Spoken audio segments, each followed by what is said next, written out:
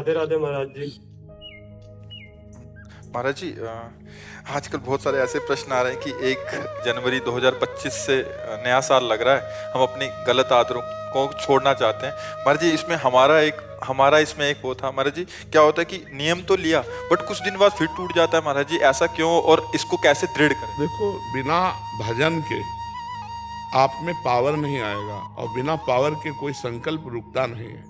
जैसे हम कसम खाई, संकल्प लिया, तो उसके लिए हमें पावर तो चाहिए, अध्यात्म बल, वो मिलेगा नाम जप से। जितना नाम जप करोगे, श्री हरिवंश नाम बल लहों, अपने मन भाई सब कहों, रहों शरण हरिवंश की।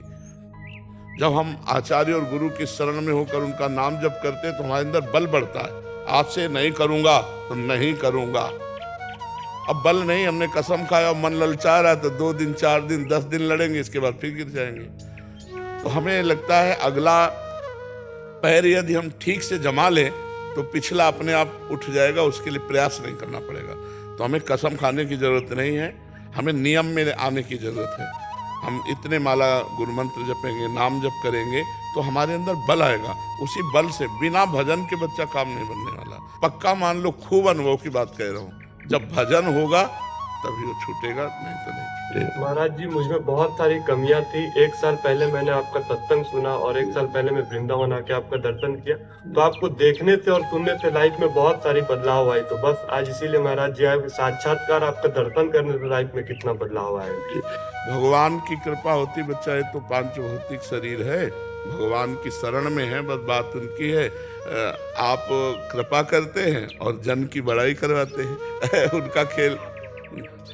हाँ बच्चा, जब ऐसा भाव अगर किया जाए तो जब हम पाषाण में भगवान देख लेते हैं, काष्ठ में भगवान देख लेते हैं, तो हम मनुष्य रूप में भगवान को क्यों नहीं देख सकते। और फिर भगवान स्वयं आदेश करते हैं, सातों सम महिमय जग देखा और मोते अधिक संत कर लेखा। मोते अधिक संत कर, मोरे मन प्रभु अस विश्वासा, राम ते अधिक राम कर दासा। महापुरुषों ने कहा हम अपने भाव लगा लें। एक संत एक गांव में गए तो भक्त की परीक्षा कि कौन भक्त है इस गांव में। तो सब लोग आए, महाराज भिक्षा पालो। तो उन्होंने कहा जो 100 यज्ञ करता है उसके हम 100 यज्ञ, बहुत बड़ी बात होती है। वो तो 100 यज्ञ करने वाला देवराज इंद्र की पदवी को प्राप्त होता है। गांव में कहा कि जो यज्ञ करेगा, 100 यज्ञ करेगा या करने वाला कर चुका है उसी, तो कोई प्रण नहीं ले सकता। 100 यज्ञ के बहुत दाम चाहिए, रुपया चाहिए यज्ञ के लिए। अब गांव से पहले ये था कि कोई भूखा ना जाए, अतिथि भूखा ना जाए, संत भूखा ना जाए, बड़ी मर्यादाएं थी पहले, बहुत मर्यादा थी। आज चाहे जितना पापी हो, अगर अतिथि बनकर आ गया है दरवाजे पे तो उसका सम्मान किया जाता है। अतिथि देवो भव, पहले अतिथि देवो भव, कहीं कहीं मकान में भी लिखा होता था अतिथि देवो भव।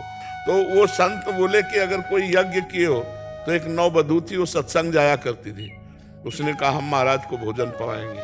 भोजन लेके गई तो महाराज ने देखा, बोले बच्चा तुम्हारी नई अवस्था है, अभी 100 यज्ञ कैसे कर लिए।